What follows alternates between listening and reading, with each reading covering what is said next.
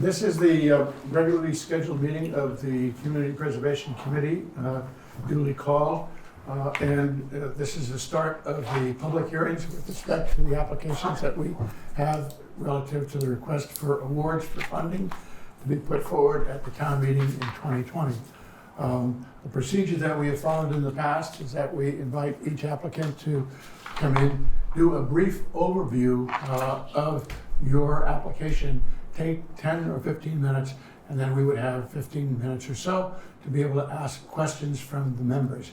So well, this is being recorded, so obviously we would ask you to introduce yourself and then go into your approach as to bringing us up to speed on your application, and we'll move forward from that.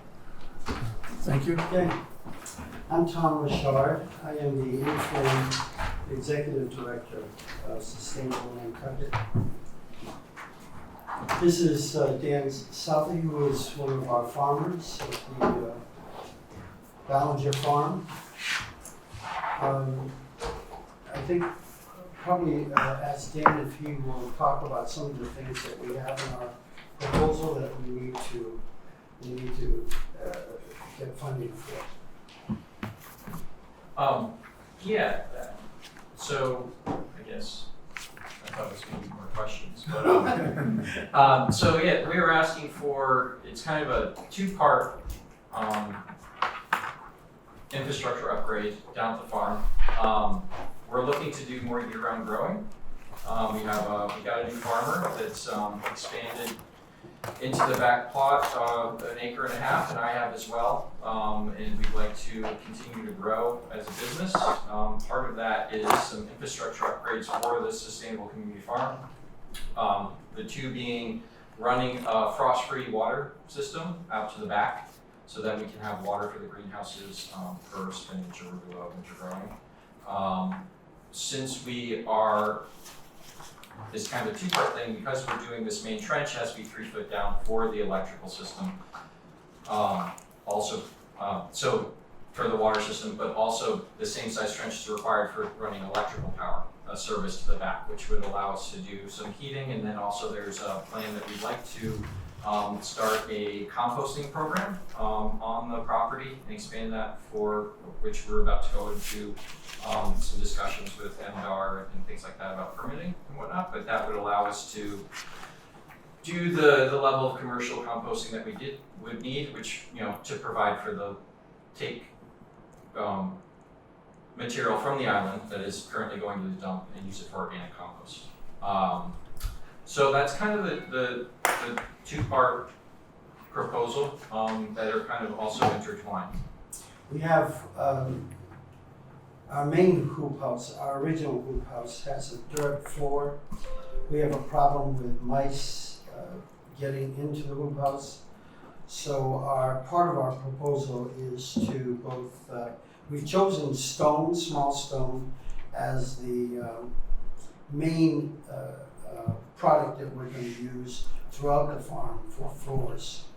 Our hoop house needs a stone floor, and the pavilion, which has already been approved by you and HTC and Land Bank, is, we hope, going up this fall, and we will need stone for that floor as well to make it more accessible and less one seasonal.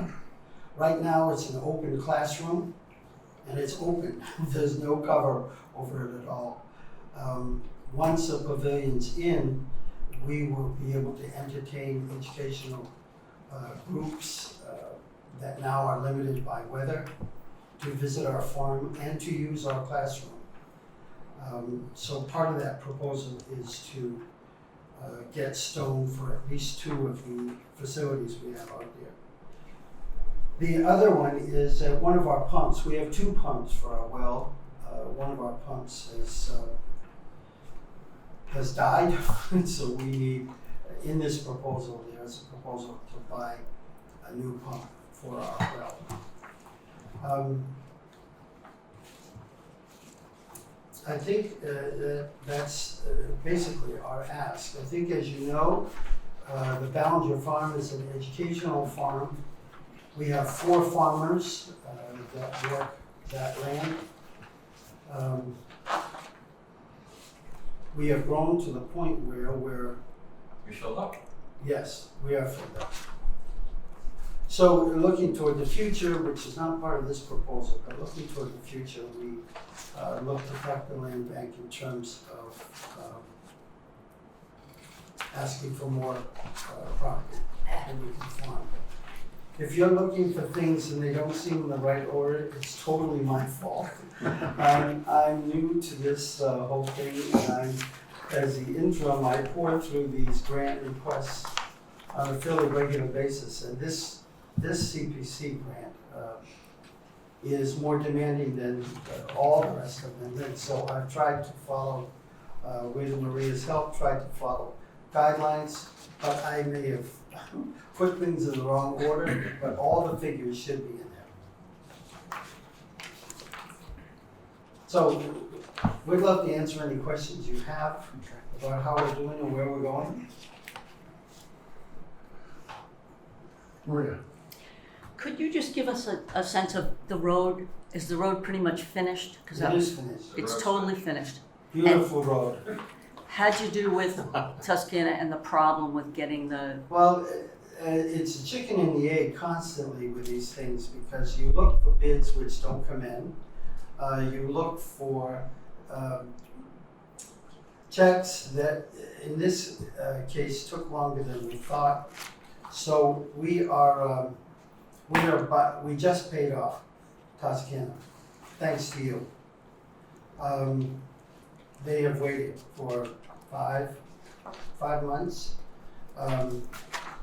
Now we're prepared, and they are prepared to talk to us about what they might do for us to help us prepare for this new electric trenching and water trenching. So the current proposal is, because we don't know Toscana's commitment to helping with this, which we're hoping that they will, but the trenching is bid through Waterworks currently, as part of, included in their proposal on that side of it. and just for the committee's information, some of their irrigation system was damaged when the road went in. The main line to the back Right. was, so we put in a temporary seasonal solution that we're good until we can figure out something more permanent. But it's on the surface. It's not a great answer, but it's been a patchwork that we've been able to work with.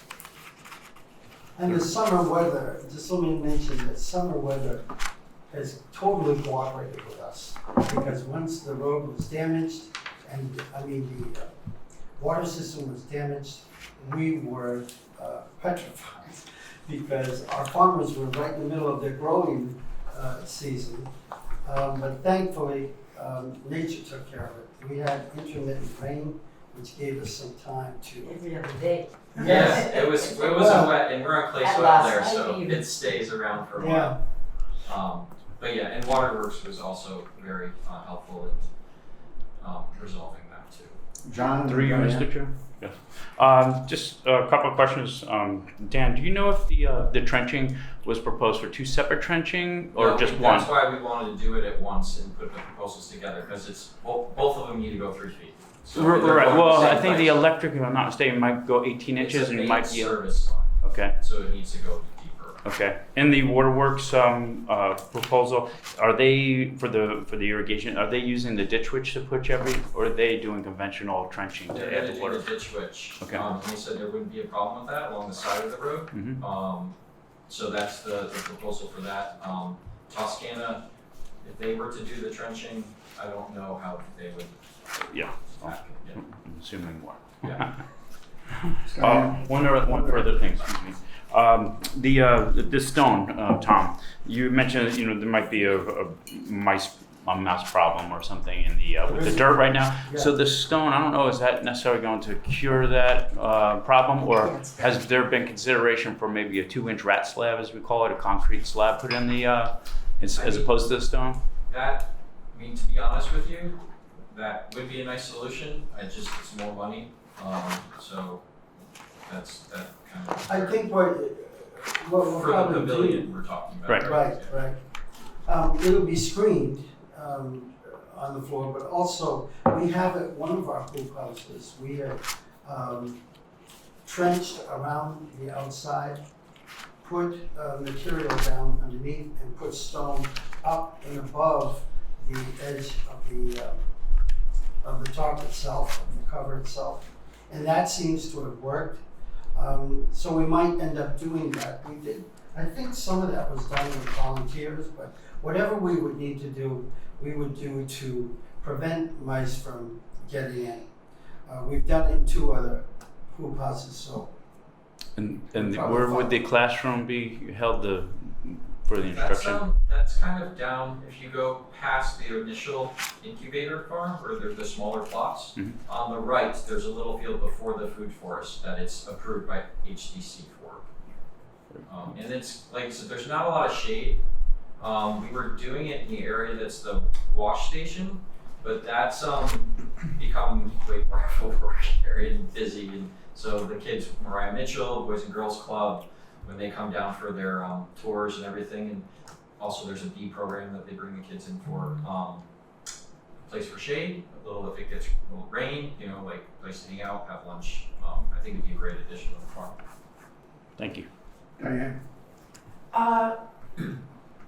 Many years ago, I was one of the founders of the original farm, the old greenhouse in the back and the rest of it. And I am so impressed with what you have done and the incorporation of all sorts of people around, like you say, the Boys and Girls Club and stuff, that you should get a gold star somewhere, that you have done a fantastic job. And I think gotten people much more interested in farming and what you could do at home for little stuff, and make people interested in that. So I think that I know the land out there, I think putting the 2 trenches together, do you have to separate the electricity from the water above it, or We're gonna run conduit for the electricity, so we don't have to. you worry. don't have to worry about that? Exactly. So that is good, and the hoop houses are in pretty good condition. The hoop houses are beautiful.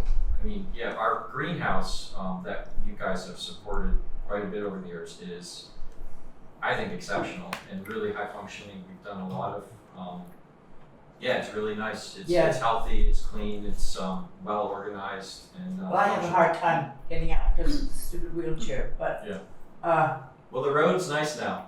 is it? Yeah, Sorry. the road makes a huge difference. Oh, good. Yeah. Good. Well, I will do that because I've gotten duck eggs and stuff from your Oh, place. I'm trying to sell duck eggs right now. Are you? Please come down. I will stand. Anybody, A lot of guys can duck. have free duck eggs. They're great and colorful. They're the ones I got were sort of blue. Yeah, but those are the chicken eggs that I have too. I have guinea eggs too, so. Well, we'll have to make a visit out Yeah, because there's an aviary in the back that I have netted for hawks and everything that I do poultry. well, I can't think of any question I have that's going to go. I just think you guys have put together a tremendous job. There's a lot of people that put a lot of effort into it, and it's something to be proud of, I think. So Yeah, and the you volunteers- guys are probably the biggest part of it, to be honest with you. The So thank you. volunteers got go, Oh, bunch yeah, are all yeah. going because Yeah. it used to be just us bunch of fighting the mint. Yep. Bad mint out there, bad that grows everywhere. Or it Yeah, used to. it's the worst. No mint allowed. So that's all my question is. Maria? A positive comment on, I like the fact that the labor is gonna be done by volunteers and farmers. That's good sweat equity. I was just curious about the pumps. How old was that pump? How long do they last? So I had Jenkins come in to look at it when it was broken in the spring. It should last longer, but it was past warranty kind of thing. So it's in that, I think there was a short in it, to be honest with you. It seemed like it was electrical, what he talked about. So I mean, I don't know, lemon, bad luck.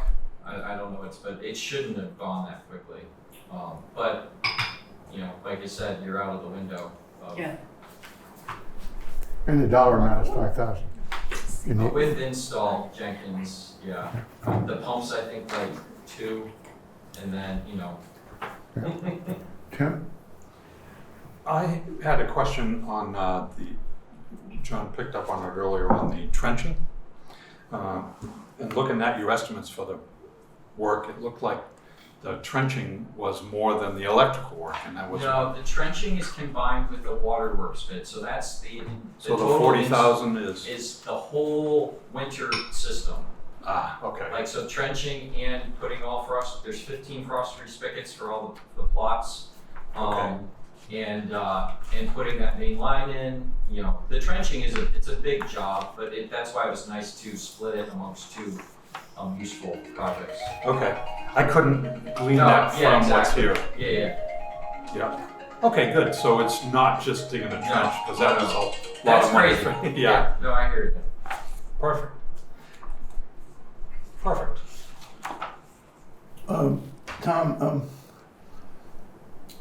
are you doing stuff with the schools to be able to get that a part of their program so that at least maybe once a year, but maybe more often, they get to do a field trip out there and they get to start to understand the role that farming played in the creation of and the success of Nantucket, and the fact that this is something that could be an opportunity for them to think about. I know you have to start with kids really early. We've looked at several things, moving ahead, several ways in which we could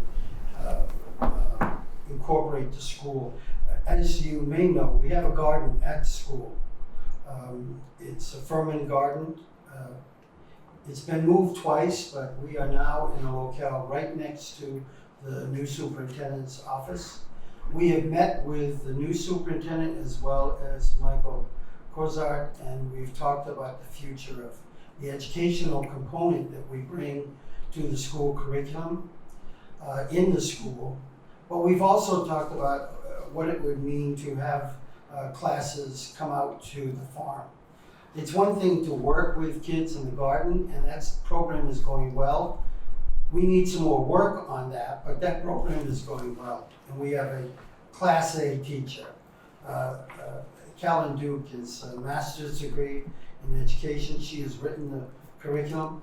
But we want to expand that curriculum and the educational value by doing exactly what you just suggested. Bring classes, whole classes, out to the farm to see what the farmers have done. Usually those visits are either, they're on the shoulder season. We hope because of the pavilion that we can extend those, especially now that Peter Brace is going full bore out there with his aviary and teaching adults about beehives and all the rest He of it. also brings the Murray Mitchell kids and does a bee class with them as well. Mhm. Yeah, and it's nice there because it's a little different than most farms, because it's very compact and it's you know, it's dense farming. So for the kids, it's very accessible because you walk 10 feet, 5 feet, and you see another crop. You know, like Bartlett's walking around, or you can see corn for a while before you get to the next thing. So it's very accessible, and they get to try things that maybe they haven't seen in the grocery store, because we're a niche market. So we're trying to do things that aren't competing with Bartlett to a certain extent, you know. So We have our philosophy, educational philosophy, is hands-on with the school system. We don't want to just teach them, enlighten them, whatever. We want them to experience farming hands-on. So at the garden farm at the school, they are doing the planting, they are doing the harvesting, they are doing the tending. We can only hope to expand that out to the Ballinger farm. May I ask another question? Oh, sorry. Diane, go ahead, and then Tim. Do the kids, you have older age kids or even younger age tenants, do they learn to volunteer to help you so that they know what? With the younger problem- kids, it's harder because younger kids tend to walk in places where they might, where they shouldn't. It's harder with younger kids. We do better with younger kids at the garden rather than at the farm. But the older kids, certainly. It seems it's a good source of volunteer to help you. We have adult volunteers. I'm not sure that, in my short time, that they have had kids Kids? volunteer. Well, perhaps they No. should Yeah, consider and it. it would be like high school, like I went to the high school job fair this year to reach out to the local kids, didn't really get any interest from that. But I do get more of the college age kids that are here. But not to go off topic, but I wanted to, with Morgan Wraith, who does the horticulture program at the high school, try and get an internship program at the farm through that, to kind of find the kids with the most interest, obviously taking that class, and then get 1 or 2 of the 20 kids that are in it, work 2 classes and have them work there for the summer. Not on a volunteer level, actually paid an internship. Trying to get off the ground, but finding the kids to have the interest in compared to, getting a job that can pay a lot more money someplace else on the island for the summer. So. Tim and Maria.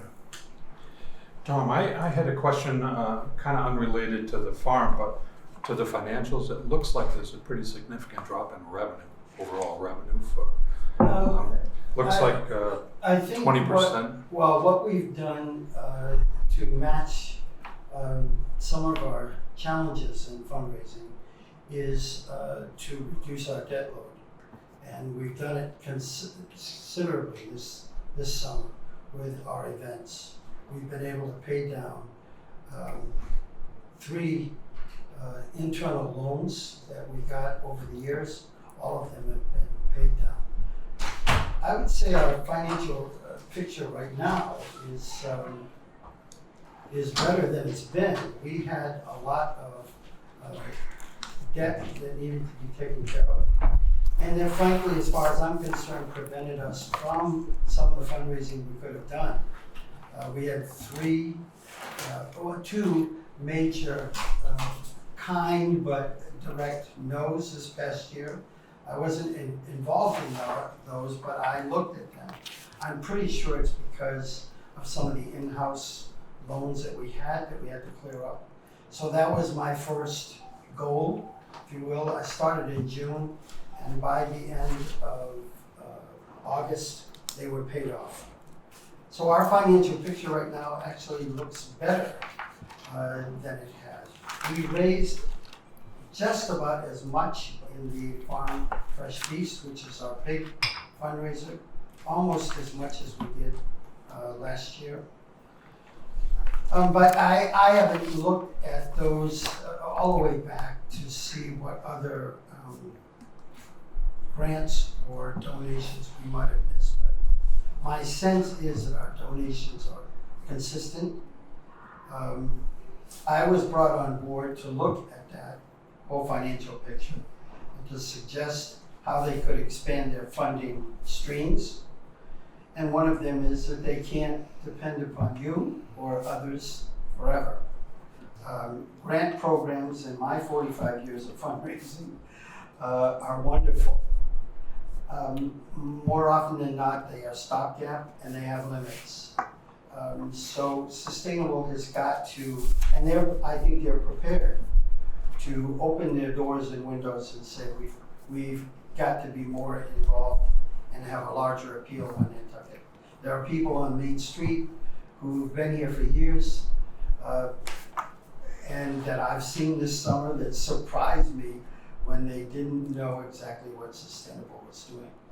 So our light is under a bushel basket right now, and we've got to be much more open about who we are and what we're doing. We were one of the first, if not the first groups, years ago when we started, to use the word in the community of sustainability. And yet now it's a common word throughout the island. It's not that we want it back, it's that we want to join that effort and we want to let people know. It's not just dinners that we do, it's not just farms that we do, it's educational programs that we do, and it's care about sustaining Nantucket across the board. We have time for one last question. Maria? Just, this might be a good contact. Bill Mogensen at the high school teaches two, I don't know if they're landscape or architectural design classes, and he probably has more of an investment If I could get his information, that'd be in, yeah. But I He's know on the he only website at the teaches high school. 2 classes at the high school, and my other thing was, I know it's expensive, but I know Safe Place is trying to get the word out there about them as well, and they are spending the money to be on the Dreamland, you know, when you watch a movie and those things. I mean, I know it's expensive, but I mean, you could work a deal or something. you And know. Mr. Chair, just to add, in speaking with the high school and volunteer, I believe the students have to volunteer a certain amount of hours 20 before they hours. grad, 20 hours. So Yeah. if you're looking for older work, especially with the volunteer work that you're proposing in here that will be done, maybe tap into that resource, because having 2 sons, they generally don't start as freshmen to do their volunteers. They wait until they're seniors, Yeah. so they're a little more mature. 2 weeks before they graduate. Exactly. So you might be able to get some nice labor and meet the goal of their. Yeah, spring help is awesome. Yeah. Because they cannot graduate without their community Right, service. this is another word, And there's a yes. community service coordinator to get hold of the front office. That would be, and just sustainable in general, that would be great. Tom, what you might want to do is get in touch with Mike Horton at the school. He is in charge of the Rotary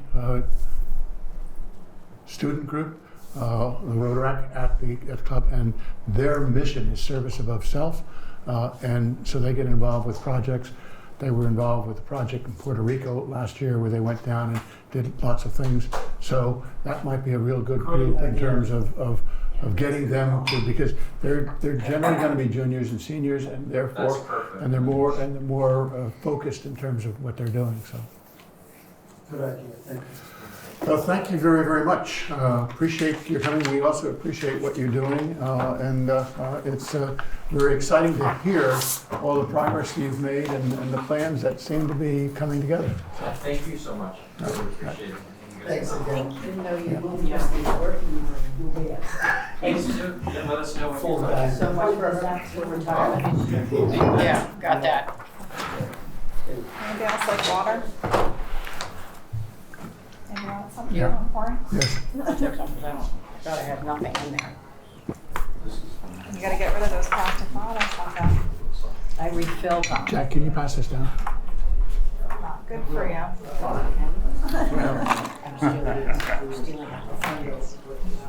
Thanks. I have to go to a magical library meeting at 10. Thanks, Tom. I'm late.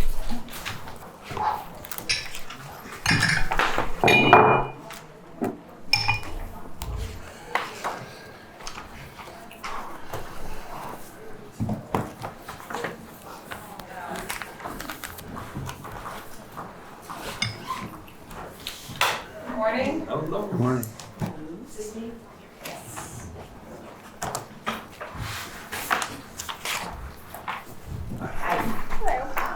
Welcome. You have been before us before, so you know that we are recording this for people who are unable to attend. Mr. Chair, just for point of order, I just wanted to fully disclose that I am a member of the Nantucket Platform Tennis Association. Thank you. We, as in the past, we ask that you identify yourselves and then take about 10 minutes or so to sort of bring us up to speed in terms of your presentation and your request. And then that leaves us about 20 minutes or so for questions. So, Okay, very good. Good morning, my name is Sarah Menegas. I am the president of the Nantucket Platform Tennis Association, and here with me today is Lenny Duran, and she serves on our pickleboard committee now that's established at the NPTA. I do want to thank the CPC for our 2019 funding for the pickleball courts. We're really excited. We have just a little update on what's going on there. We have done a preliminary clearing of the land, and we're hoping to have the final excavation and pickleball courts put in, temporary lines put in by the end, in the next 30 days or so. So those courts will be available for play, hopefully the end of October, beginning of November, with net post, and as I said, temporary lines. And in the spring, we will be doing the final paint so they'll be good to go for the 2020 starting April, May season, which is really exciting. So what brings me here, or us here today, is phase 2 of the pickleball courts. We would like to install lighting on the pickleball courts.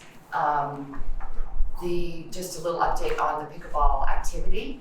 We have an increased number of participants, as Danny can also tell you that we have over 200 pickleball players over the summer paying their $5 guest fee, so it is open to the public. They've been using, as you know, the paddleball courts, and they're still playing on the paddleball courts, as long as the weather cooperates. And we'll be playing into the fall until the platform tennis begins. Pickle platform. It's a tongue twister. So phase 2 is lighting of the pickleball courts. And one of the reasons why we would like to have the lighting is because a lot of folks that work in the fall, because of daylight savings, it gets dark at 4 o'clock-ish or so. So anybody who wants to play pickle when the weather cooperates would have an opportunity to do that. And you can jump in anytime, Jenny, if you want. The other thing, the part 2 of this request is for the NPTA, we need an upgrade for our lighting on the paddleball courts. And we are hoping to install brand new LED, more efficient lighting on all of the 4 courts. The existing courts that we have now, the lighting system it's over 15, 20 years old, because that same lighting system came from when the courts were located over at Island Lumber. So it's the same lighting that we've had there. The current estimates, as you probably have seen in your book, is between $12,000 and $13,000. The MPTA is prepared to pay half of that. So we're asking the CPC for $6,000 for that request. And our membership for the MPTA the paddle membership is somewhat dwindling because those folks are going over to play pickleball. So our operational costs are becoming high, and we're losing a little bit of membership. So it's tough to justify, the maintenance. We don't have enough money. We're a small operating facility that works basically, we're paying just to keep the club in operation. The other maintenance cost we have is resurfacing of the courts, which we are prepared to pay that. We did assess the NPTA this year $150 per membership, so that will take care of the resurfacing of the courts. Last year we had the screens tightened, and we took care of that. So every 5 to 10 years there are some major capital expenses in terms of maintenance. What else can I say? So the current request is for lighting to complete the pickleball project and to upgrade the lighting of the NPTA. As you know, the request is for $81,000. We are prepared to pay, the whole estimate is $87,000. We're prepared to pay $6,000 of it on our own. And again, the overall plan for what's happening at the NPTA is become the Nantucket Racket Center. So we'll have platform tennis, we'll have pickleball, and down the road we may even have real tennis. So I'm just trying to create this great environment for the community of all ages, all ability levels, and I appreciate your time. Thank you. Did you want to add anything? I'm lost, of course. Okay. Linda? Having been involved with the group that built the Delta Fields, which is just around the corner from you guys, we were not allowed to have lights or under the glide path. And I remember having this discussion 3 years ago, when you guys first came in about lights, and no lights were going to be added to this thing. Because you guys are under the glide path. And this is bigger than you and us. This is FAA. You need to go talk to the airport because these LED lights at the school are causing a problem.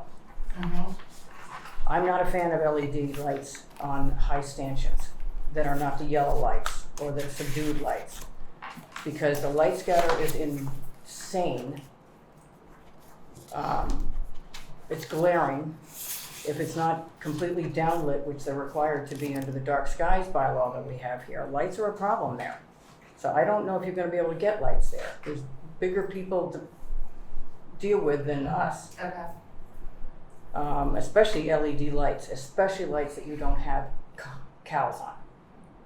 I believe we do have, speaking as a member, we do have downcast lights already. They exist there. We have 4 courts there. Okay. So these, But they're not LEDs. well, there are some that are LEDs. And Okay. as There's far one as LED on each of the Yes. ports that we have Okay. now. and they are downcast at a certain level. As far as I'm aware, we have not had any complaints from FFA or surrounding neighbors Well, you about have the to get lights. There is a permission. time, You have to right? get permission. But for they're those also, lights. well, obviously, they've been in existence already. And we also have a time frame where the lights automatically shut off. Are you declaring that you're a member of Petal? I already We did did at at the the beginning. beginning, before the Okay. meeting, yes. Linda, I'm just concerned about it. I don't like the ones at the school. We've already had complaints. And so it can't look like the school. But I don't have a problem if they're lit at night because I play paddleball at night under lights. But they're, old-fashioned lights. So I don't really have an issue with lighting. I just think you have more issues okay. to deal with. Could you tell me which school, so I could maybe take a drive by? Oh, just drive by that. You New can't miss- elementary You school, can't you miss can't it. miss it. So they're getting a Okay. letter. They're getting a letter. But And my other question is, who do I speak with at the airport? just go talk to the airport manager, Tom Rafter. Tom Rafter. Or Nora.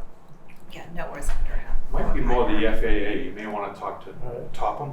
But they can tell you where, he can Right, tell you but- where to go, who to contact Okay. for this. If we're Well, increasing the they have lighting a and board, changing the but lighting. Right. go to the management Yeah, and don't it go to might, the airport you commission, might they have need nothing to do with it. to speak to Tom them. Raptor? Yeah. Okay. Yes. Tim, I just wanted to ask you, and I think you answered my question, but you were talking about migration from, paddle over to pickle. And I was gonna ask you why you didn't put it all under one umbrella. But then I thought I heard you say later on that your goal is to migrate into one overall organization down Correct. the road. We will be migrating into one. The board, the NPTA board needs to meet. We have to agree with the land bank because we're leasing, as you know, we're Right. leasing the land from the land bank. Yeah. So we are working in conjunction with the land bank to get all those pieces together. Do you have kind of I know you can't guarantee anything, but do you have kind of an overall crystal ball idea that will take place by the end of next year, or is By that the a end of- 5-year plan? By the end of next year, pickle and paddle will be incorporated Okay. as one. So in the next 5 years, potential tennis Gotcha. behind there as well. So one step at a time. Yeah. I understand. So, just to be clear, are we requiring them to come back with a letter regarding the safety or aviation? that will be issues? one of the conditions that we put when we finish, before we send them out. Any other questions or concerns? Jack? When we were trying to get the ball fields out there, at the time, we were dealing with the airport because we were renting from the airport, the Yep. land. And the airport at that time told us, you'll never get lights over there. Yeah. But that's different, and we were renting from them. Okay. But you're different than that now, you're not dealing with the airport. But we were, so it might be different. Okay, But anything under the glide path that has lights at night has to be checked with them. right, Anything, except for a residential structure. okay. We'll look into that. Other issues or questions with respect to this application? Just because this is way out of my frame of reference. You came up with this particular company, did you check with is this pretty standard lighting for outdoor stuff? It is standard lighting. It's newer lighting. It's happened with probably within the past 5 years, the LED. The lighting that we have now is completely inefficient. We spent over $6,000 last year just changing fixtures, bulbs, light bulbs, and $6,000 would actually equals 1.5 quarts of a new LED system. So the LED is just much more efficient. Thank you. Any other questions or concerns with respect to this application? Then what we would ask is that within 2 weeks, you get back to us with a report as to any issues relative to any approvals required relative to the use of LED lighting and the nature of what would be permissible, so that when we go into our deliberations, we know that this is something that you, in fact, would be able to implement. Are there any other issues that anyone would like them to Just to add on address? to that, you have a lighting scheme, right? Mm-hmm. Just take that over to the Okay, operations. right. May I ask one more question? If when I go to the airport and they say it's okay for the paddle ports to have the LED, but the addition to the pickleball, that might be just too much LED in one area. That's what I'm saying, show them the whole overall scheme. Show them the whole overall scheme. Yeah, so they know For exactly both how much sites. lighting is gonna be at that Right. one location.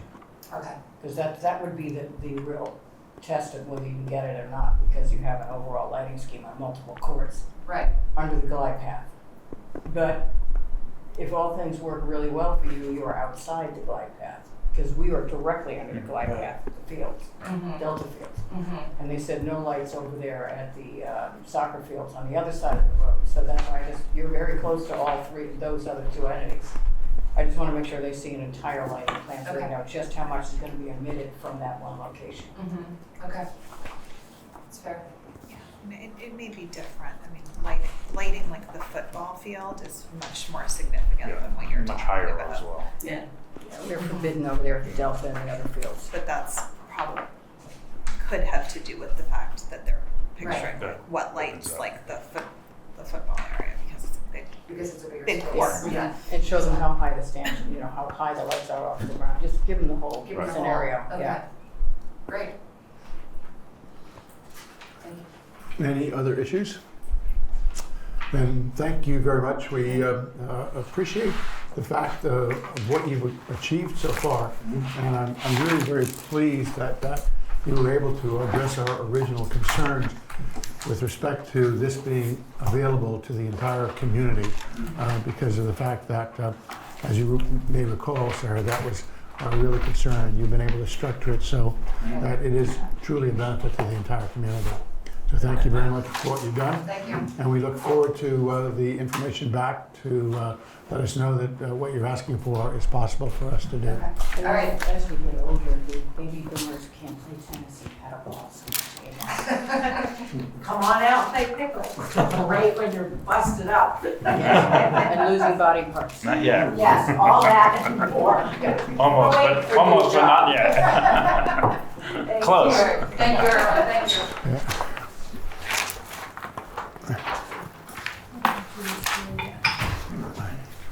Did you say whether we had another meeting this week or not yet? No other meetings this week. All right, next week then?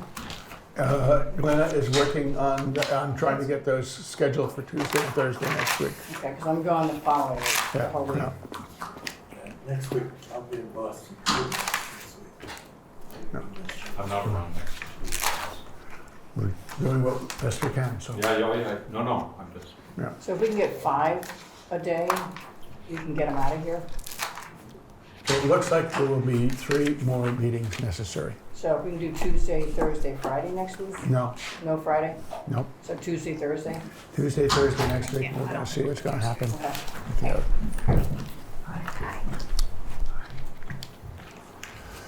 Good morning and welcome. The procedure that we have here is that we ask you to identify yourselves. Obviously, the session is recorded, And what we have done in the past is we ask you to take 10 or 15 minutes to sort of flesh out the requests that you have, and then open up the time for a lot of questions for us with respect to that. And hopefully at the end of the day, we will have gotten the information that we need, and if we need additional information, we'll ask for you to forward it to us. So we have 1, 2, 3, 4, 5, 6, 7, 8. Oh, we're only missing one member of the committee who is unable to be here today. So please start, Joe. Sure. I'm Joe Hale, and I work at the Dream Lab. I'm Michelle Keeler. I happen to work at the tile room, but I'm the one who originally thought of the idea for the sculpture. And so Michelle came to us at the Dream Lab about early summer and said she had this wonderful idea. She'd seen Stuart Johnson's life-size sculptures around town this year and been taken by how popular they were and people getting their pictures taken with them. And I think Michelle's always had an affinity and a love of Fred Rogers and Mr. Rogers and kind of what he stood for. And you might just talk for a minute, Michelle, about how you got to the Dream Lab. I love Nantucket as well, so I somehow thought of that idea and was very upset on the African Meeting House graffiti, and realized, well, I could do good and put this sculpture to create joy, continue his legacy. I realized that we're at the generation where I didn't raise my kids on Fred Rogers, but I did, and after seeing that documentary, I realized everyone else had that same feeling that I had, and it just reinvigorated my love for him, and I just wanted to spread kindness and have people walk by and be surprised that it was Mr. Rogers, have a moment, and hopefully continue their kids watching the program. Just to be nice to each other. And Michelle came to us at the Dream Lab, and she had first gone to the NHA, and then she went to the Athenaeum, and then she went to the town of Nantucket, asking them if perhaps the sculpture could be placed. She had talked to Stuart Johnson's studio by that time, and he was agreeable to make a sculpture of Mr. Rogers sitting on his bench, putting on his sneakers and his cardigan sweater. And for very good reasons, the Athenaeum and the NHA, I think, said no, because they really didn't want to set a precedent. If they said yes to one sculptor, did they have to then maybe accept sculpture from others? And the town, I said, basically said the same thing. Right, I got soft nose and hard nose, but each conversation propelled me to the next stage, and NIR said yes to the India Street Park right across from Craftmasters, and I talked with Kathleen Knight. James at NHA said yes to the little park that he just revamped behind the old museum in between Orr and Moore. But I quickly realized it needs to be prominent. I want old people and kids to be able to gather there without traffic concerns. We needed a bigger spot. And when I called Dreamland, Joe's enthusiasm really matched mine, and I realized even better, I can create a fund that we can watch the PBS shows at the Dreamland and keep that legacy going and improve the park in the back and have a worthy spot for this sculpture that's not hidden away. So we had been kind of discussing for quite a while what to do with that back lot behind the Dream Lab. And quite frankly, right now, it's a place where a lot of people sit and maybe eat pizza and then throw their trash out. There are a lot of cigarette butts every single morning. And it's just been a space that we don't think has achieved its highest and best use yet by any means.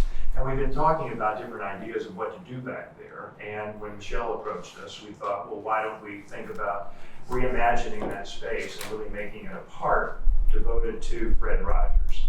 And we just played it's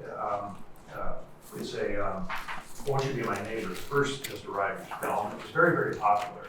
And we thought, it's kind of a good time right now on Nantucket, America, to maybe do something that will emphasize those values that Fred Rogers emphasized, which is civility and tolerance and treating people like you'd like to be treated. And so we thought, what if we reimagined that space and really created a new park for downtown Nantucket, a new green park, realizing that it floods occasionally. And so I had asked David Barch to come up with a design. I knew he'd done that pocket park at the top of Main Street, and I asked, and I also knew that he was pretty familiar with some recent costs in terms of what it would cost to do that park. And so David came up with the plan that you have in the packet here. And because he had done that pocket park, he had some pricing for recently within the last couple of years, and so we used a lot of that pricing. There have been comments, should there be a water feature there? You know, my opinion, the water feature is across the street. I mean, you've got the basin right there, you got the work cottages, it's beautiful, but we wanted to find some way that we could elevate the sculpture of Mr. Rogers somewhat, so that handicapped can get up there, people that are disabled can get up there, but also we wanted some stairs because we thought it would be very nice to etch into the stairs some of the quotes by Fred Rogers. You know, be kind, be kind, be kind. Different quotes. So you see those as you're going up to this circular platform. We wanted to be one of those iconic Nantucket experiences that if you're here for a day or a week or a month or you live here your entire life, at some point you've got to get your picture taken sitting on that bench next to Fred Rogers with the harbor behind you. And so we really tried to plan the park so that would happen. We then had someone who said we will, she wanted to host a small gathering of people that might be interested in funding the sculpture. And we've been back and forth with Stuart Johnson's studio about this because we do realize it does flood back there. And so it's being constructed so that it can be portable. And we've even thought maybe about the 3 months that are most prone to flooding back there. Although it's elevated, these couple of steps, it's not going to, you know, I pay very close attention to that now after being to Greenland for 4 years to see how high the water has risen during the different nor'easters that we have.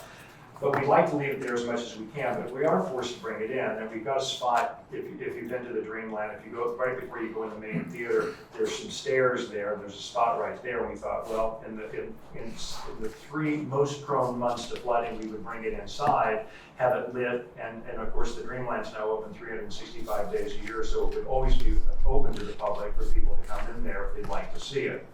But our hope is that we'll be able to allow it to stay in the park as much as possible. The other thing we're thinking about doing, it's been suggested to us at this gathering, and by the way, the gathering was meant to help fund the sculpture itself. And we have raised $170,000, which will take care of the sculpture itself. And so it's in construction right now, in manufacturing in Mr. Johnson's studio out in California. Hopefully to be delivered next summer. But somebody at this gathering had a great idea that there would be a box there, and people could actually write down the good deeds that they've done, put it in that box, because Fred Rogers always encouraged people to be kind and be friendly and do good deeds. And then we thought it would be kind of cool some way to then take those good deeds and display them some way in the Dreamland to get the people of Nantucket doing good things, doing good deeds. So it's really prompted a lot of different discussion. We have right now at the Dreamland a budget in place to maintain that back lot. In our proposal here, though, we do have a $50,000 endowment proposed because every 3 to 4 years we're going to need to, just maintain the sculpture. And so it has to be cleaned, it has to be maintained. And so we do have that. And then, as I said, in our budget, we do have some landscaping, we do have some maintenance, and we do have just regular cleaning of that back lot in the Dreamland's budget anyway. So what we're trying to do, I guess, is provide a new public park for the people of Nantucket. It would be across the street from the park, but I guess is going to be, I've been told, it's going to begin construction this fall. The plans, at least that I've seen, I'm sure you all have seen them too, it involves a lot of salt-resistant planting and then some raised platforms, walkways for people to walk on that park. And so again, these 2 proposed parks would be across the street, but somewhat adjacent to each other. So I'd be glad to answer any questions that you might have. A lot of us here knew Mr. Rogers personally. I've got a couple of comments. You do a lot of productions, and that's backstage. They tend to bring in their trucks and unload into the backstage. How are you going to access the double doors there to get stuff in and out, like for the kids' programs and all that stuff. You can't carry them through the front door. But actually, we've not opened those doors in the last year, and everything has been brought in the front door. We just did the Lion King, Right. and we're building things on stage, and then we're taking them apart on stage too. So we really haven't used those back doors for the last year. Because I know when this came through the planning board, we had a discussion about that patio, quote unquote patio. Because you were able to get whatever you needed, if there were big things that have to come in, you were able to get them in off the street. Because one thing I will not do anything is that if you're gonna have to park in the back, on the street to get whatever into those doors. If you haven't used them for a year, that's fine. Before that, I have seen stuff pull in there, you know, vans or whatever, dealing with the back of that stage. Well, right now, service vans have parked there, electricians, plumbers. Yeah, because I've they seen come. people back there. Right, and we're going to, you know, what we want to do is eliminate that as a parking lot. Where are they gonna park?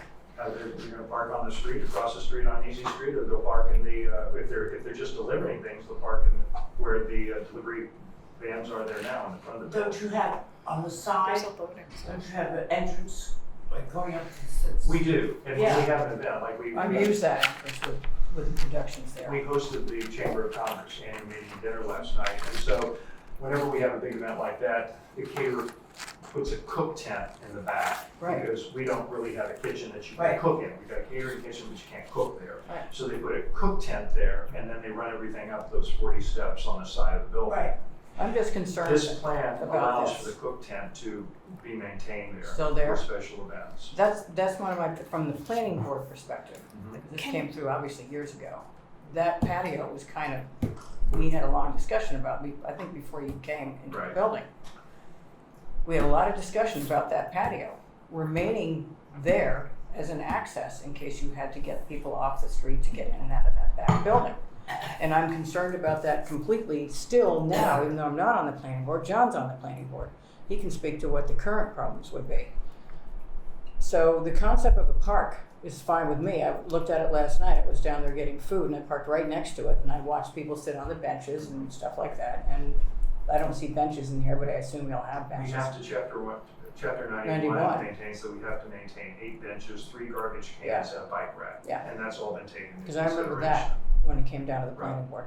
The other thing that I'm troubled by, just from a aesthetic point of view, because there's a lot of opposition to what's going to go on across the street on the land bank thing.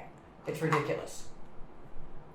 There are no trees like that on the waterfront in that area, and there haven't been if you look at the old photos. No trees. You've got a bunch of trees parked in here, and they're planning on putting a bunch of trees across the street when no trees have ever existed. well, And I'm concerned about changing the landscape along the waterfront to something that it never was. This isn't a promenade like Fenway, where they have trees and all that and grass and everything else. That's not what's on the waterfront. It's never been on the waterfront in our lifetime. Do you like the existing trees? The existing trees are fine. They're just sort of here and there. But, and I sort of didn't care for them when they were put there. But I just see an awful lot of trees on this plan. It's just me, maybe.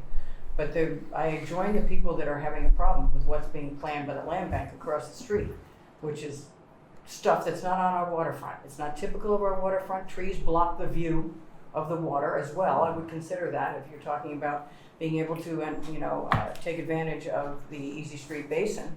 You put trees in, forget it. I mean, we have 8 trees there currently. Yeah, they're and they've little been there guys. since we opened the building in 2012. They're little guys. They're not gonna be anything greater because they're getting hit pretty heavily every winter. But I just don't wanna see more foof down there where the view is blocked. And that wasn't the whole point of opening up the Easy Street Basin, putting the promenade there. Right. It's just not. So I'm struggling with this particular application. I really am. It's a big money, Was big to money. use the trees that are there. Yeah, and not plant any more.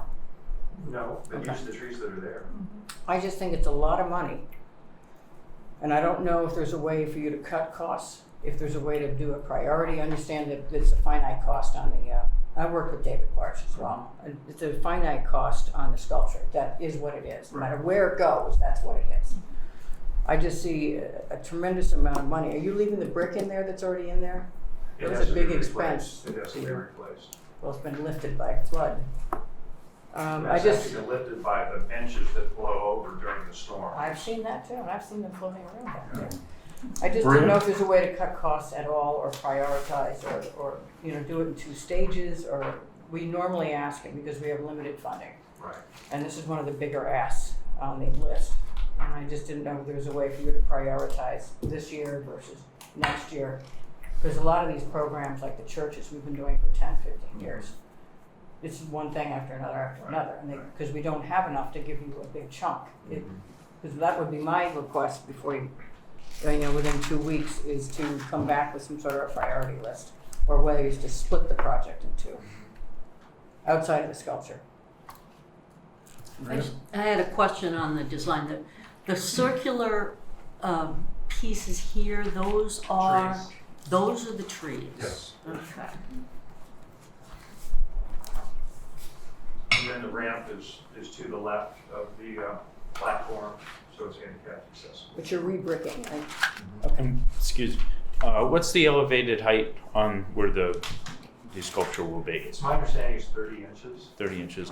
And you were talking about being portable. Why, if it's 30 inches, Because would I've you seen the water. higher there, 30 inches in the back there? We've been up on top of it. Yeah. So. And I guess with the 3 trash cans that you have there, I know it's a large theater, how many movies, what's the frequency of the trash pickup? And by eliminating Our this? staff empties them every day. Yeah, And and that's quite frankly not enough.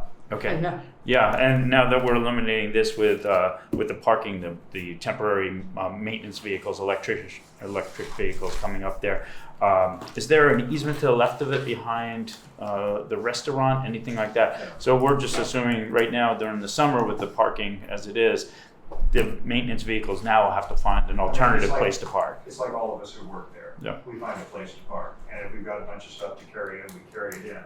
Typically, a maintenance person right now will pull up in the front, they'll empty what they need to, and then they'll find a place to park and do their work. I guess what I'm saying is, and Linda mentioned it, just thinking from a planning board perspective, by doing this, which I think is a very nice idea, we're eliminating the parking that maintenance, routine maintenance. So what we're doing is we're taking over a spot that would be available to downtown parking, because the people that are doing the maintenance are going to need to find parking, as you said. We find it, but then it's taking away spots from other. It's, you know, everything that I've researched, that back lot was not ever intended to be a parking lot. And so it's supposed to be a public space. And we're just trying to actually make it a public space. And it's very difficult when you're sitting there trying to have lunch and look at things, and there are 3 trucks parked, you know, in front of you. And so we're just trying to make it into a public space. Diane?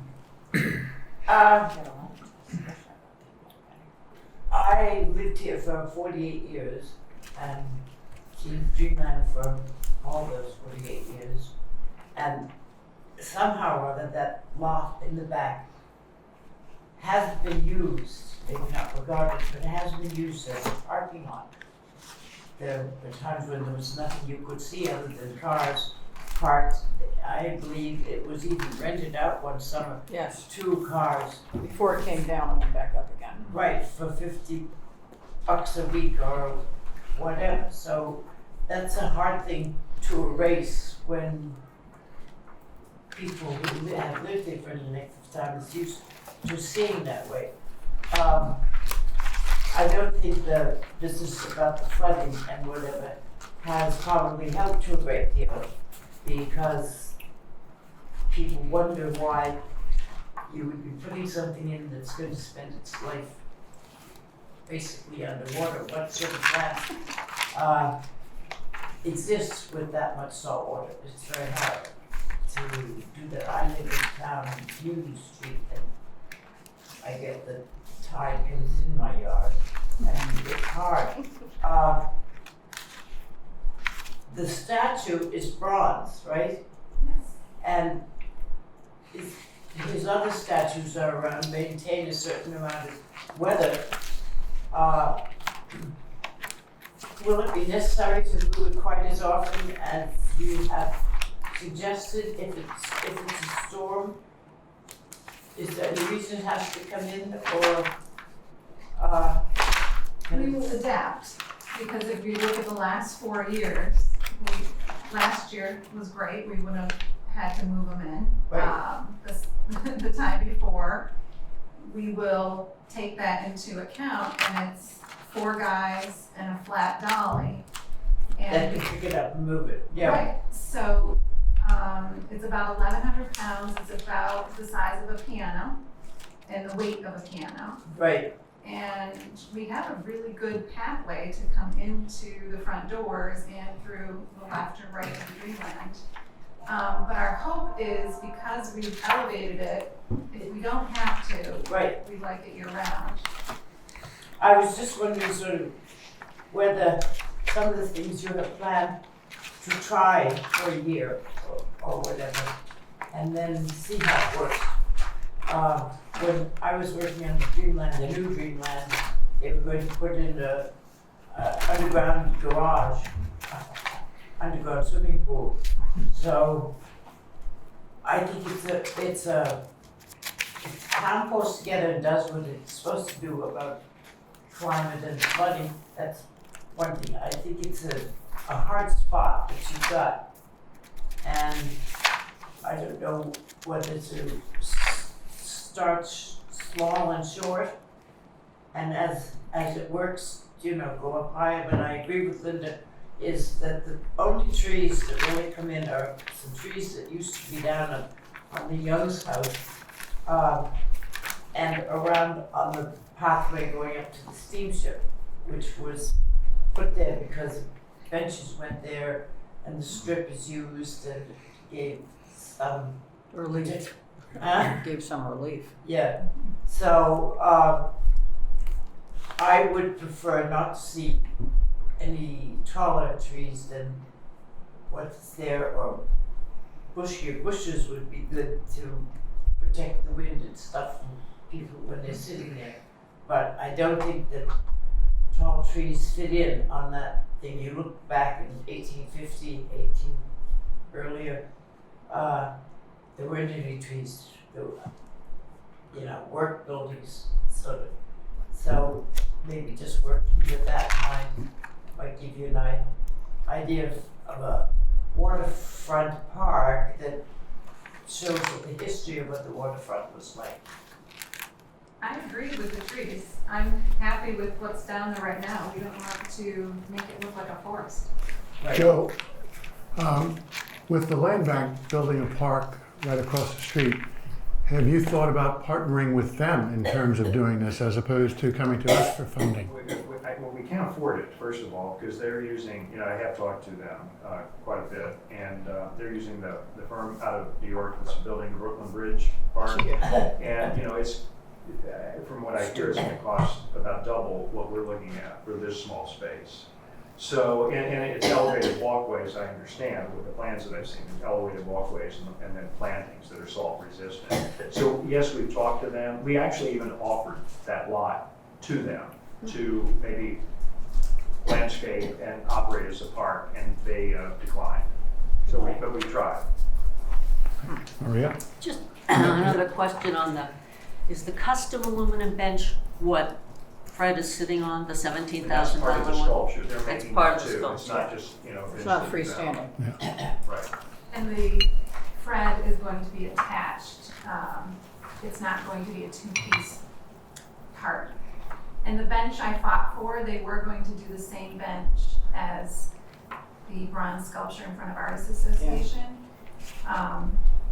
But that was never what I intended. It had to be just like the one on the TV show, the wooden grandma bench. And they were challenged by the idea and loved it. So it's going to be aluminum to cut on the weight, but it'll be painted just to look like wood. Tim? Joe, my question is, your application is coming in under open space.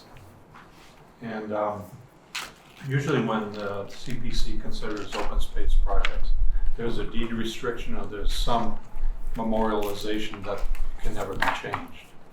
And I was wondering where, this is part of your actual building lot, if there's any way to achieve that. For example, things change 20 years from now, would there be another Dreamland board that says, oh, we want to expand the theater? So how do we kind of bridge that gap that this will always be a park? Well, we actually tried to expand the theater a couple of years ago, and that was a no-go. So, My point. you know, and especially with some of the flooding that's going on, we couldn't even use the first floor according to everything that I was told. So, and you know, we've talked to Blackwell and Associates with regard to the Chapter 91. We've talked to Sarah Alger to make sure that we're going to, have all of our ducks in order, I guess. So, I don't know what kind of provisions we could put in there to say that it's going to be maintained as a park in perpetuity. Our board has voted unanimously that this is a project that they want to see move forward. In case you're interested in terms of how we raise the rest of the money, we do have a plan for that. Tom Hanks is opening a new movie this Thanksgiving called It's a Beautiful Day in the Neighborhood. He stars as Fred Rogers, and we've been in touch with his folks about doing a short video that we can put on the screen at the Dreamland all winter long. You know, our point is, if this is going to be successful, it's got to be a community project. It can't be the Dreamland doing it. It can't be a couple of rich summer people that say we're going to do this for the community. There's got to be engagement in the whole community. So the purpose of this video is if you've got $5, you've got $10, you've got $25, you know, we need your help to make this happen so that we get hundreds of people that have invested in this new park who feel a sense of ownership in it. It's a true community park. So that's how we plan to raise the money. And then getting back to your question, I mean, we're meeting, I think, with the right people to make sure that it will be a park for as long as we can make it a park. I don't know if we can say in perpetuity, but by investing this money in it. Would you be open to a deed restriction that does somehow tie, if we were to consider this? I think we would. I can't think of a better use than a public park behind the Dreamland. We're not going to expand there. And it's kind of, it's intolerable what's going on back there right now. Because we have a lot of people smoking, a lot of people drinking, and a lot of people eating and throw their trash on the ground. That's the reality of it. And I think by having this park there, people will have a little bit more respect for the space. Thank you. Linda? Basically, because you've raised the money for the sculpture, it's already in process. You're not asking us to cover the cost of the sculpture, are you? No. So the 400 plus is all landscaping? Well, Construction. yes, construction and landscaping. That just seems high to me. Then again, I go back to my earlier comment about splitting it up or trying to reduce the cost initially or something along those lines. Have there been other bids, competitive bids? We haven't yet. I mean, we would certainly get competitive bids. Okay. I mean, if there's any way Absolutely. you can reduce it or prioritize it or split it into a couple of years, I believe that 2 weeks from now, Ken, you need to get it in before 2 weeks from now.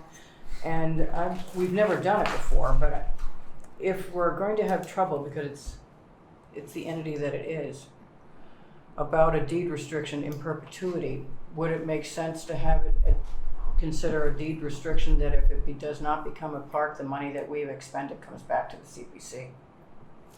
That's just something I've thought about on other projects that may go away. I don't think that the statute is structured that way. The statute is structured to be able to get the deed restriction in place, that when we're committing it to a certain purpose, that purpose is preserved. Okay, it's just something I've been thinking about, whether that's even a possibility on some of these more dicey projects. It would be kind of hard to split it apart in terms of, because what we'd like to do first, obviously, is have that platform with Fred Rogers. Right. But then that involves kind of reconfiguring what's there right now on the side. You gotta put the handicap access, you want the steps up, which is a real part of it. And then we wanted to, if we can get approval from the ACC, we'd love to put a quarter board up on the Dreamland that just says Mr. Rogers Neighborhood Park.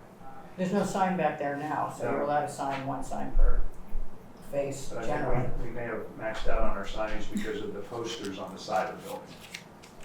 John? This is a different How much face. ground cover do you even have left on the property? I mean, it's 75% in your zoning, but the buildings. When I met with Andrew 2 years ago, when we talked about trying to, Yeah. because we're kind of space constrained now, down there, about expanding out back, I think we could only go out another 20 feet, okay? And so it's whatever the width is, I can't remember right now, and then 20 feet. This circular platform would. Beyond Yeah, that, yeah. right? Doesn't count for ground cover. So maybe anyway. just something could be crafted sort of recognizing the limitations of the property that we really couldn't put something else in the location. I don't know. The endowment, are we allowed to do an endowment? No. Okay, so that would have to be That very would be clear ours. that that That would is be ours. not part of our portion. But we just want to make sure that we had that in the budget, because what we've been told is that this sculpture does need to be refinished every 3, 4, 5 years. Right, we do have sculptures in saltwater areas, but Nantucket might be the precedent and new.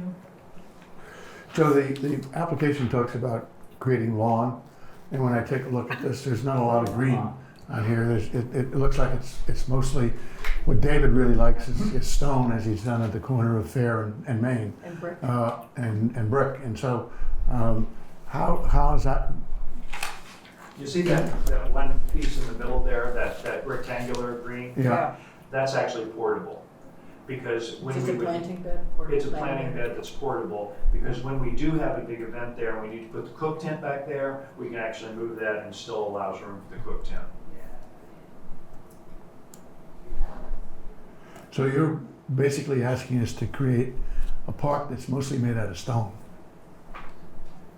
You see the green part there. No, But keep in just- mind, we gotta have 8 benches there too. No, I'm just trying to get an understanding of how it could fit within our parameters in terms of what we're allowed to do in the open space and the recreation category, to see whether or not the legislature language allows us to be able to do what you're asking us to do.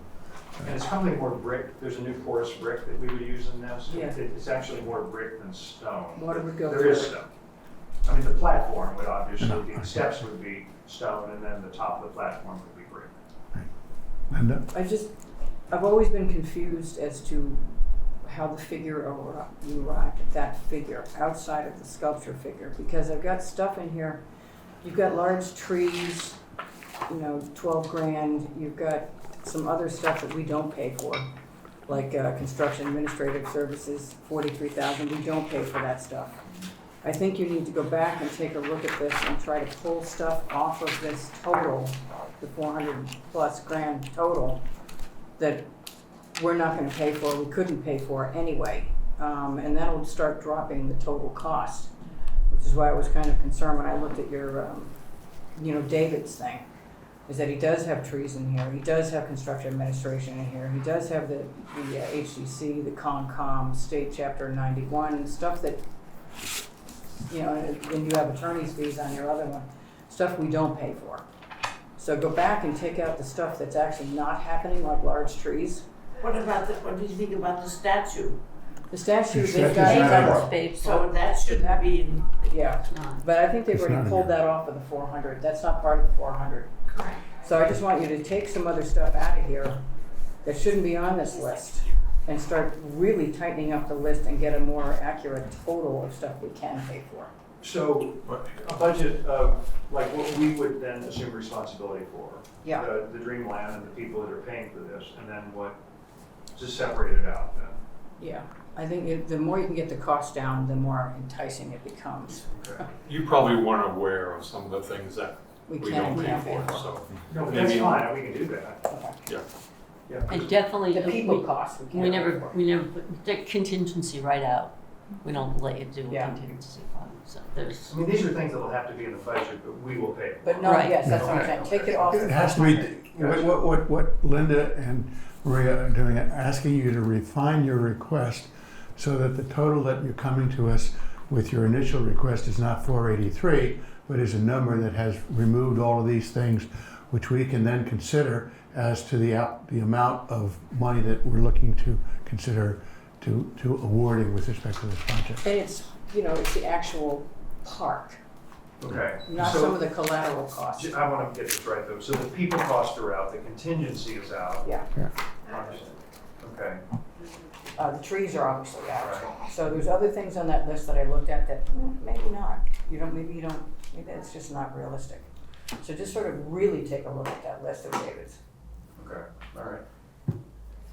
And I am really having a hard time thinking there's open space, but there's limited green space, and then of some of the green space, it's portable green space because it's accommodating potential cooking area for the building. So we're kind of going away from the park, and at the same time, we're taking away off-site or off-street parking for maintenance vehicles, deliveries, etc., trash pickup, and we're pushing that out towards the street where it's going to affect others. So there's a lot going on, and also with the expense of the granite and the hard surface is much more expensive than putting in just green space. So maybe there's a variation to the design that we can look at to create more green space. I know that sounds like a lot of negative, but I actually am in favor. I like the idea of the park, and I like the concept. I just think it has to be brought in a little bit. I don't want you to think we're creating a kitchen out there, because last year there were 11 days when we had to have a cook tent out there. So it's not something that's happening on a weekly basis or anything like that. And our trash pickup, which does happen 3 times a week, the major trash pickup, that has always been accessed from the front of the building, not the back. It's never been from the back because our trash room is actually It's in the toward front. the front Right. on the in side the there, two between rooms up Charlie there. Nobles and us. Yeah. Yeah. But I take the point. I appreciate what you're saying. All right, our object is to try to help you come back to us with something that we can approve. Okay. So, I'll do that. all right. And we appreciate your time very much. Thank you. Any other questions for our applicants?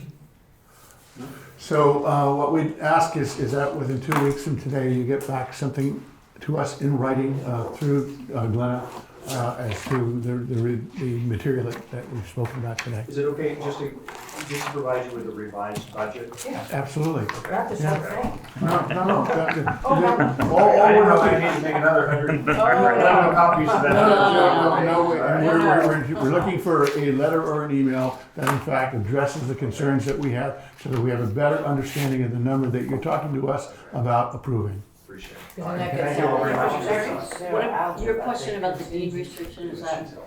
Yeah, I was The hoping. deed restriction is something that is a condition of our award. So when there is an award, it will be necessary for you through council to be able to have a deed restriction to indicate that this will be perpetual open Actually, space. yeah, we certainly agree with that, and that's where we got messed up on it, because I thought we needed to have a deed restriction in order to submit the application. No. What if we don't get the grant, then we have a deed restriction? No. You It's don't just file a- it until you get the money. Yeah, Okay. And it takes a while and it's expensive. yeah. So, Yeah, What you- is it, You don't right? even have to have the award by the time you go to town meeting, Yeah. deed restriction, you just have to be moving in that direction. Okay. And all you have to do is say it's gonna be virtually open space. Doesn't have to be Fred Rogers open space, Okay. it's just open space. Yeah. Okay, all right, we'll do that. Okay, Thank you. thank you very much. Bye-bye. That'll also help you in your, chapter 91, that it's open space. Okay. All right, thanks.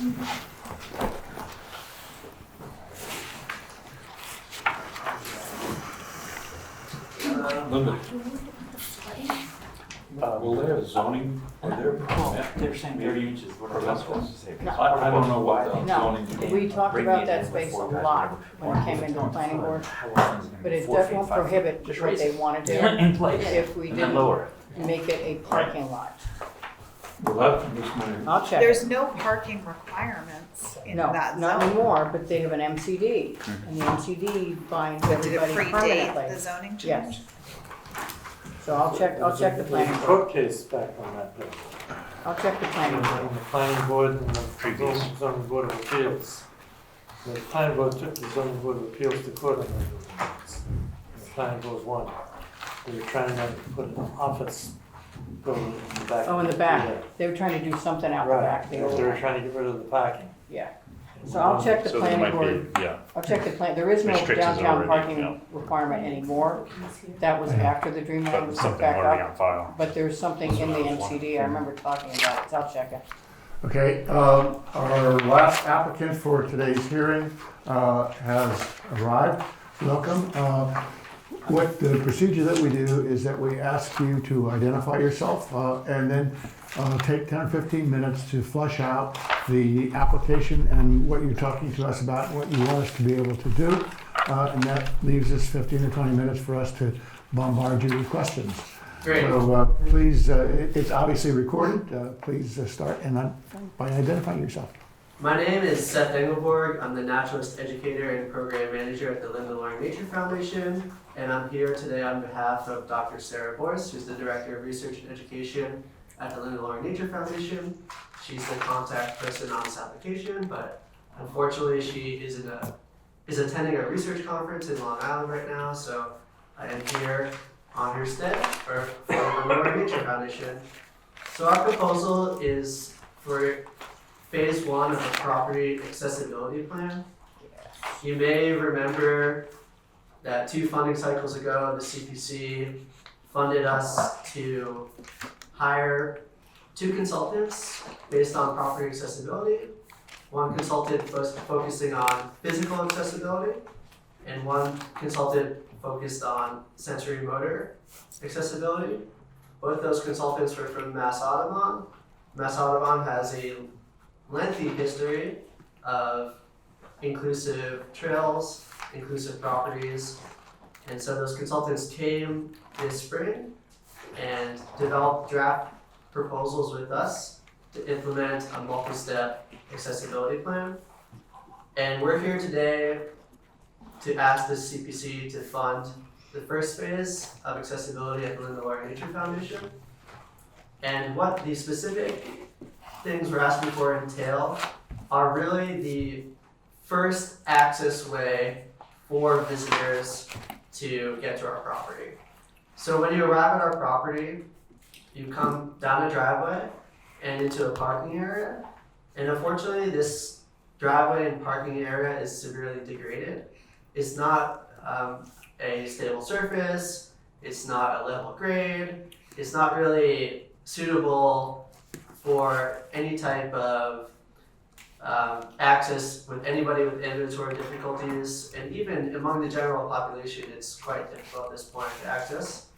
So we're asking for improvements to the driveway surface, the parking area, and we're also asking to add a brick paved handicap accessible parking space. It's our knowledge that among conservation foundation or conservation organizations on Nantucket, we are kind of the first organization to move in this direction by providing accessible access to our properties.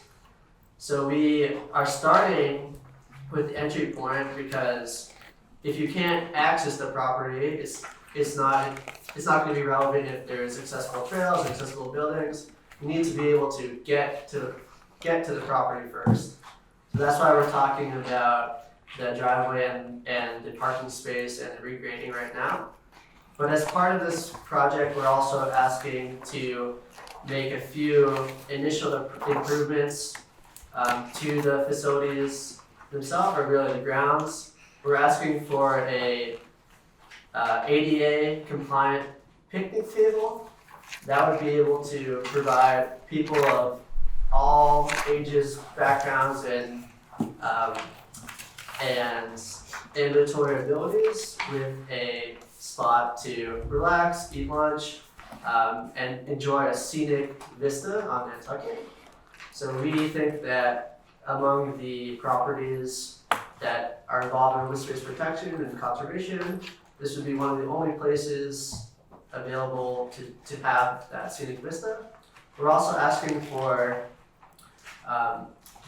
a bench, and you may remember that in the earlier proposal we also asked for a bench.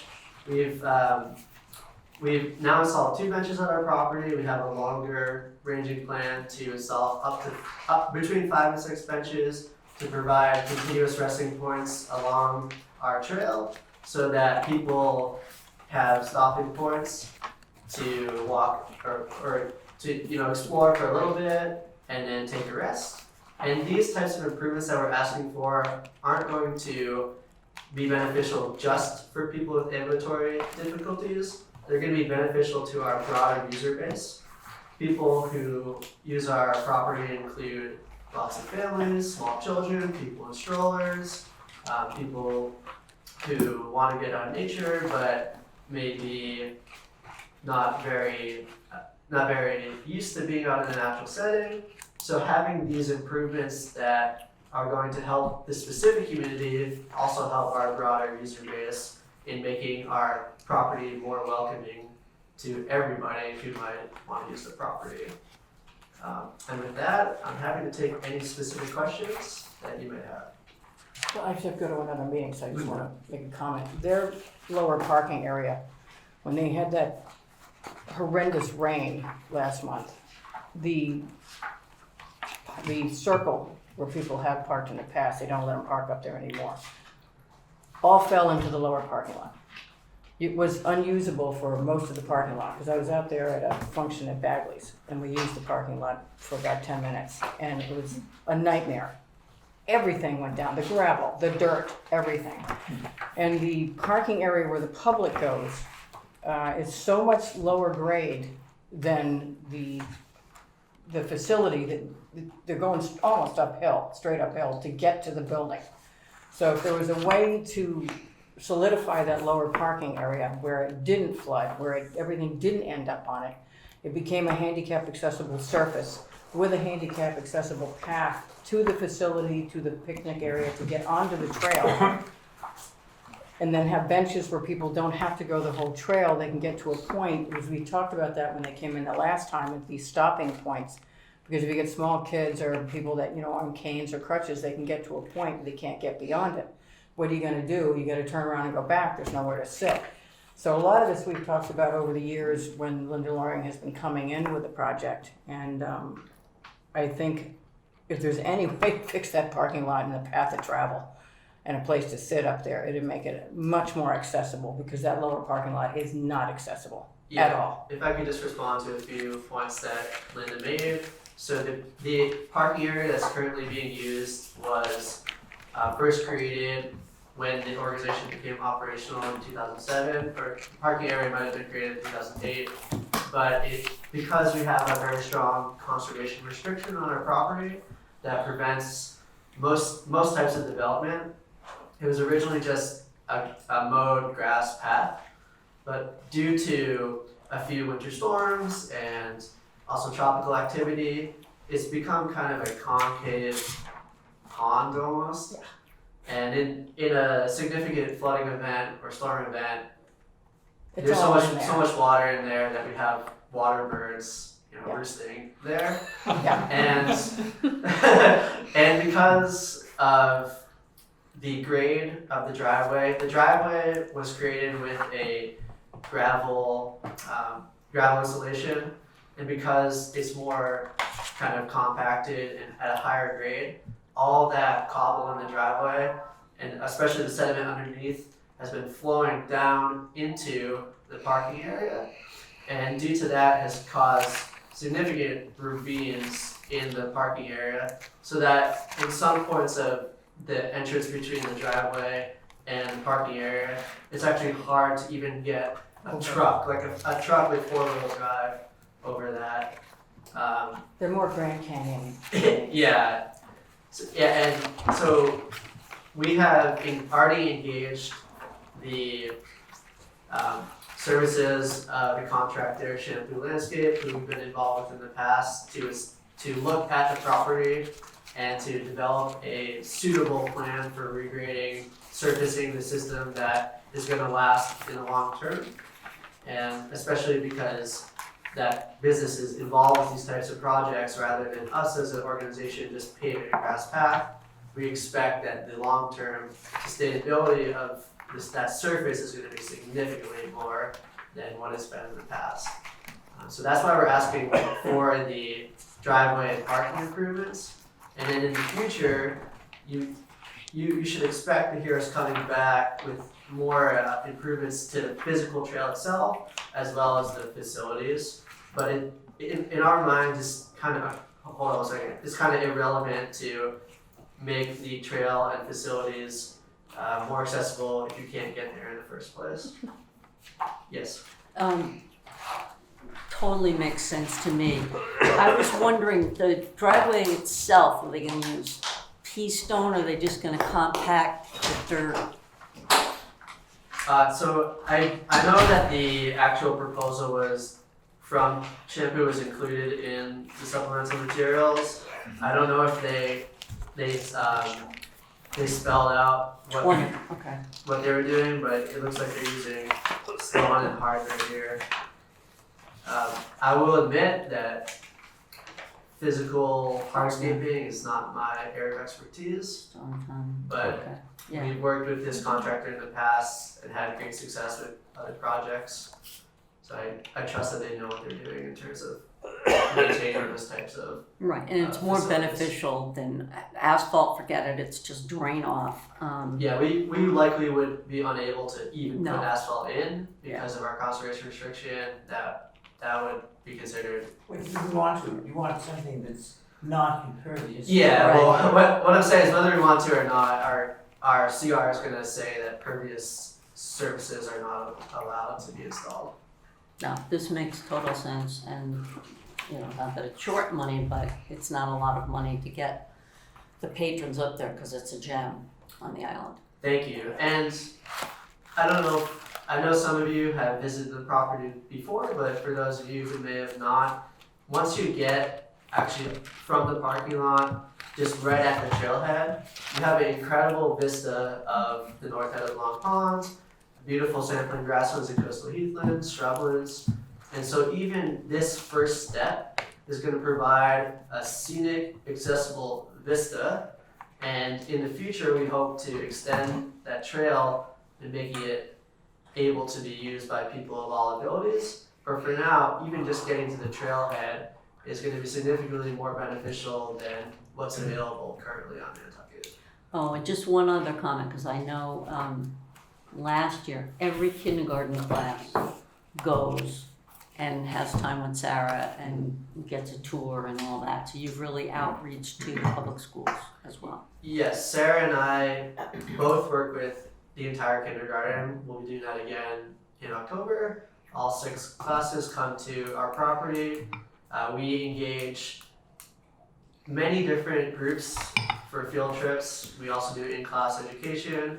We work with every single school, preschool, and independent school on Nantucket. And our mission as an organization is to educate people of all ages and backgrounds about nature. And we've been in the past trying to get better at the ages, but we can't get into the backgrounds unless we, really flesh out who our community contains and which areas of people we need to serve better. Independent of this funding proposal, in this winter we are going to be convening a focus group of people involved in the disability and accessibility community, trying to see what types of interests exist in terms of accessibility in outdoor settings. That's going to be independent of this funding proposal, and we hope after doing that to get much more of a local knowledge about what's needed. We have regional knowledge from the contractors or the consultants that we had come from Mass Audubon, but we really hope for this process to engage the local residents and local community members as well. Tim? Yeah. You might already do this, I'm not aware, but the foundation, Conservation Foundation, advertises Walks Through the Moors with Alan Reinhardt. Yes. Do you do anything like that where the community could get together and you could kind of give a guided tour through the path? Yes, we every Friday at 10 a.m. at our property offer a guided biodiversity walk. Oh, no kidding. And we hope that in the future, if our trail is, considered a universal trail, all-purpose trail, that those will be able to be used by many more people in our community. I know, for instance, there are ways to actually target specific user groups. I know Mass Audubon, they have a program called Owl Prowl, where they go out and try to listen for owls at night. And they've specifically started doing one that is targeted to a blind audience. If you're blind, trying to listen for owls is probably really easy, I would assume. So it's something that is, being able to serve that market and make people feel special based on their own abilities and not trying to diminish abilities based on comparison to other people. Jim? So just to follow up on that, because we are going to be on TV, you got some free advertising here. The Friday 10 o'clock Yes. tour, is that something that people have to sign up for? Just show up at the parking lot and there's a guide there? There's no registration required. It's every Friday, usually from the beginning of summer, like May or June, until the end of September. So we're kind of getting to the end here. But it's free for our members. There is a charge for non-members.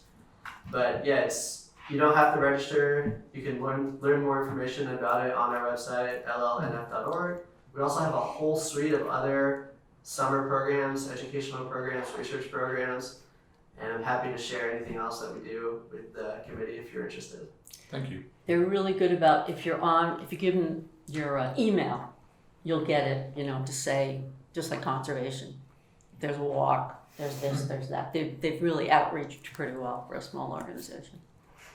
I do just want to say that in our proposal, we outlined this as well, but all of the picnic tables and benches that we're requesting to order are based off industry standards. So we're not trying to reinvent the wheel here. We're trying to use what we already know works. Our consultant, Lucy Gertz from Mass Audubon, said especially in terms of benches, it might be helpful to ultimately provide a mosaic of different types because some people have different needs or different desires. But we currently are asking for well-known products that are known to be used in work in other areas to meet accessibility needs. Perfect. Just a question relative to the other funding that we did. Part of it was, the second part was with respect to signage. I was just wondering sort of what sort of feedback you got back relative to how the signage would work to address the ability of different types of people to be able to understand what they're seeing. Yeah, so we have a full proposal from Lucy Gertz. She was the consultant on sensory motor issues to better engage people of different sensory motor types. So we have an entire section about signage. We have some suggestions about large print brochures. We have some suggestions about making some of our materials available electronically. We have some information in there about potentially using Braille, and we have looked at that. But again, this proposal specifically is to get people. No, I understand. I was just curious. And then you'll hear more from us I'm just curious about the trail when we come back. All right. Okay. Do you have your signage translated into Spanish as well? We have several resources available in multiple languages. Before we ever came to the CPC, even for the first round of funding, we had put together a long-term property accessibility goal. And we started just with our operational budget, doing some low-hanging fruit projects that we didn't need significant funding to achieve. One of those was translating our self-guided nature walk into the top 5 languages spoken on Nantucket. We took those languages as determined by the Nantucket school system. And then also we we are going to be recording our self-guided nature walk and having like little iPods available to sign out of our office for people who might want to listen to that walk instead of read it. We're going to be printing that brochure in large print format. We also have a story walk on our property. That's a series of boards where each page on the board is a page from a children's book. That is translated into Spanish by the Nantucket Community School. We have a partnership with them where they do the translation, we install the walk, and it changes every few months. So people already, in terms of linguistic diversity, have I wouldn't say that have as many resources as they need, but they have some support in terms of linguistic diversity at our property. Are there any other questions or any additional information that we will want to have back? Can I just ask you a question about some of the stuff you had? You were talking about an hour walk or? Yeah, we don't do that. I was just referencing a type of program that Mass Audubon does in trying to explain how we could target specific programs that are focused on groups of different user needs. If not, then thank you very, very much for a very enlightening presentation. Thank you, sir. I really appreciate it, and I really appreciate you being willing to hear from me and Sarah said, and she sends her regard to the committee as well. Terrific. So thank you very much. Yeah. It's gonna be tough for us to figure out who we want next time. We can vote on it. You're also smart. Thank you. Thank you as well. Do you have anything to report about next week yet? Have a nice rest of your day. Thank you. Well, Okay, what we definitely plan on meeting next Tuesday and also next Thursday, right? Yeah, 9 o'clock? starting at 9 o'clock, and we'll see how many we can get in. next Tuesday, I will not be able to be here. Tuesday and Thursday. Next Tuesday and next Thursday. Yeah, Thursday. I won't be here next week. I'm here. Yeah, Tuesday I might be able to come late. I just want to say, so you know, that Thursday. when I don't turn up, it isn't because No. I don't want to or I forget. I'm still I have to have a ride. And there's only one person that drives me, and that's Diane. And she works at Stop and Shop. So on occasion, I am stuck in the house. I am working hard on physical therapy 3 times a week Good for you. with the nurses, and the rest of the time I have to do it by myself, and I'm going to get to walk. But until then, it's dependent on a lot of stuff. I just want you to know, I'll listen to the tapes, I can do that. Can't I, Ellen?